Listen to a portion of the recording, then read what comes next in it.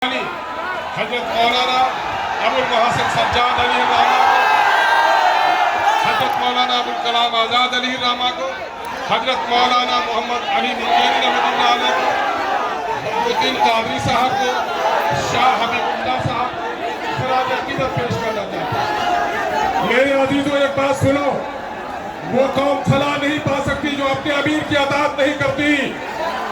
यहाँ पर ये भीड़ नहीं है, ये जमात है, और जमात अमीर की अताअत का नाम है।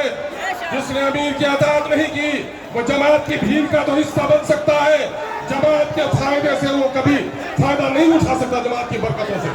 इसलिए अमन और अमान कायम रखें। इस वक्त एक बड़ी मुसीबत आई है मुसलमानों हिंद पर कि मुसलमानों के जानो माल, इज्जत और आबरू पर हर तरफ डाके डाले जा रहे हैं। कई बेटियों की इज्जत लूटी जा रही है, कई मस्जिदों के गुंबद तोड़े जा रहे हैं, कई दाढ़ियां नोची जा रही है, कई टोपियां उछाली जा रही है, पार्लियामेंट में तुम्हारे खिलाफ कानून बनाए जा रहे हैं, एडमिनिस्ट्रेशन में कॉमन फैसले लिए जा रहे हैं।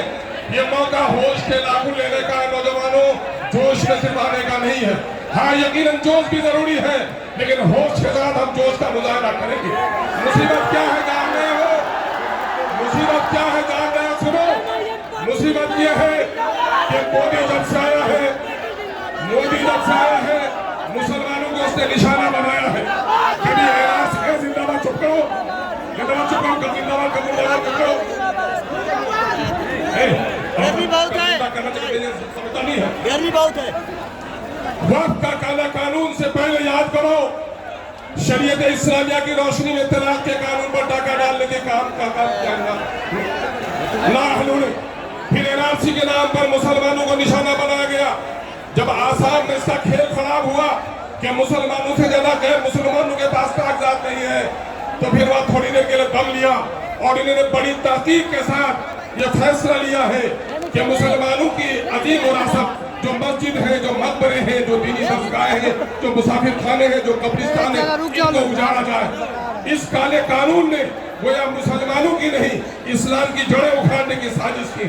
हम आजाद करने के लिए आए हैं, इस मुल्क की सरहद को बचाने के लिए एक नहीं करोड़ों अस्तगफिरुल्लाह हाजिर है। हम गर्दन कटाने को तैयार हैं। हम ये भी याद लेते हैं कि इस मुल्क के आईन को भी अगर किसी ने तोड़ने की कोशिश की, ऐसे जालिमों का पंजा ही नहीं मोड़ोगे, बल्कि अपनी गर्दन कटाने के लिए तैयार हैं।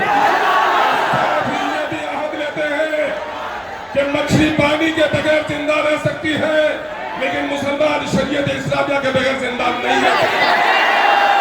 हमारी मस्जिदों को, हमारी औकाफ की जायदाद पर अगर किसी ने डाका डालने की कोशिश की तो अपनी गर्दनों को कटा सकते हैं, लेकिन खुदा के घरों को उजड़ने नहीं देंगे। मैं मुबारकबाद देता हूँ तुम्हारी पेशानियों की रमक को देखकर, तुम्हारी आंखों की चमक को देखकर। गट के धूप की तमाज़त भी बहुत है, लेकिन तुम्हारे चेहरे में जो गम और गुस्सा है, इस बात की अलामत है कि हम और आप अपने अमीर शरीयत के हुक्म पर से जमा ही नहीं हुए हैं, बल्कि जिस मकसद के लिए जमा हुए हैं। अगर हमारे अमीर ने हुक्म दिया कि हमें गर्दन कटाना भी वाजिब है, तो हम गर्दन कटाने के लिए अब जाग चुके हैं दीवाने, दुनिया को जगा के दम लेंगे। जीना है तो इज्जत से जी लेंगे, वरना जाने शहादत पिएंगे।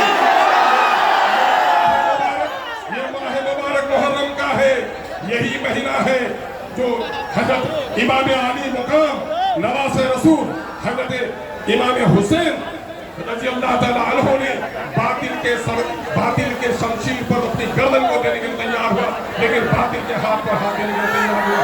हम क्या कहते हैं? इनकलाब, वक्त का काला कानून मुर्दाबाद।